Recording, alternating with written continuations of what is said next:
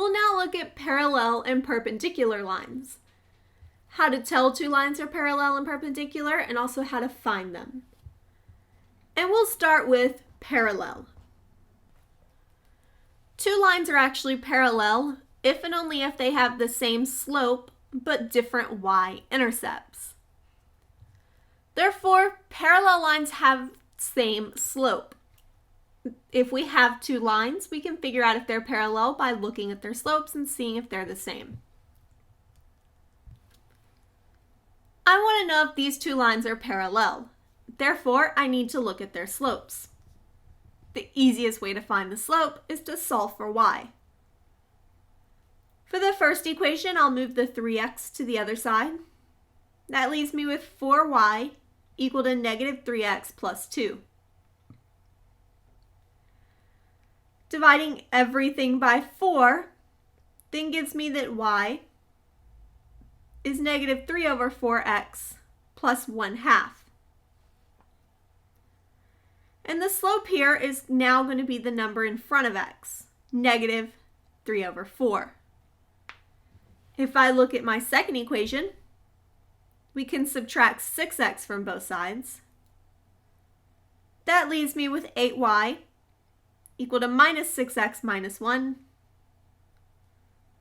Dividing everything by 8 gives me that y is negative 6 divided by 8 is 3 over 4. X minus 1 over 8. So my slope is once again negative 3 over 4. So are these lines parallel? Yes, they are. This time, I want to find the equation of a line that's parallel to 3x minus y equal to 7 and passes through the point 1, negative 2. The first thing I need to do is find the slope, which I can use this parallel line to do. We can subtract 3x from both sides. I now have negative y equal to negative 3x plus 7. Multiplying everything through by negative 1 gives me that y is equal to 3x minus 7. So my slope is 3. Now that we have our slope, we can find our line. The formula is y minus y1, so minus negative 2, is equal to m x minus x1. And we tend to like equations in slope-intercept form, so we'll go ahead and do that.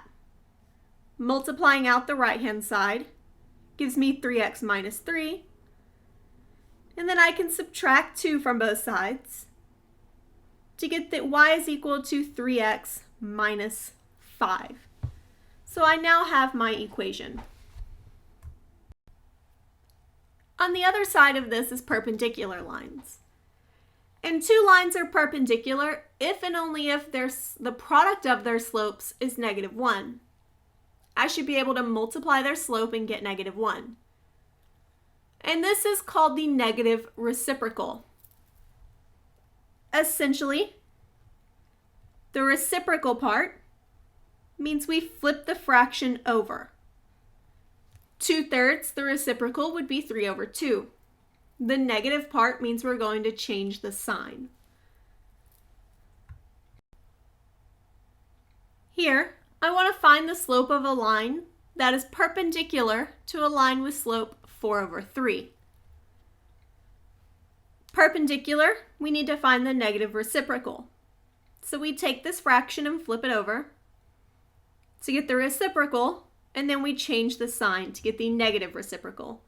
So this is negative 3 over 4. I now want to find the line that is perpendicular to the line 4x plus y equal to 2 and passes through the point negative 3, 1. And we'll start with this line and try to figure out what our slope needs to be. We can subtract 4x from both sides. To get that, in this case, y is equal to negative 4x plus 2. So the slope of this line is negative 4. When I move to my line that I want to find the equation for, I have y minus y1, which is 1, is equal to the slope. For the slope, I need to flip the fraction over. So the 4 becomes 1 over 4, and I need to change the sign to make it positive. I then have x minus x1, which is plus 3 in this case. We do like things in point-slope form, or a slope-intercept form, so we'll multiply through the right-hand side, and then add 1 to both sides. This gives us the equation of the line, y is equal to 1 over 4x plus 7 over 4.